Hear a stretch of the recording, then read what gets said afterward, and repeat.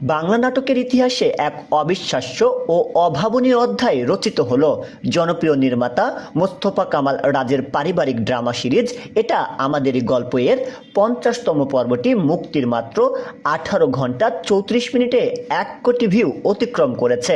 এটি কেবল একটি মাইল ফলক নয়, বরং বাংলা ডিজিটাল কন্টেন্টের জগতে এক নতুন বিশ্ব রেকর্ড।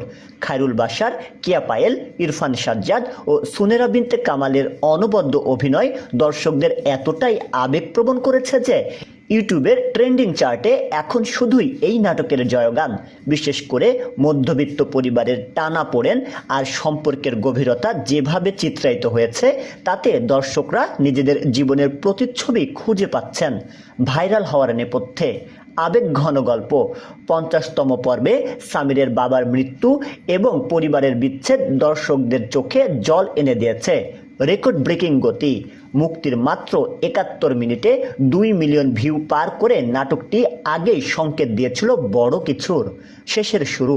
সিরিজটি 52তম পর্বে শেষ হতে যাচ্ছে জেনে ভক্তদের মধ্যে এক ধরনের ফেয়ারওয়েল আবেগ কাজ করেছে। আপনিও কি এই 1 কোটি মানুষের একজন? নাটকের কোন দৃশ্যটি আপনাকে সবচেয়ে বেশি কাঁদিয়েছে? কমেন্টে জানান।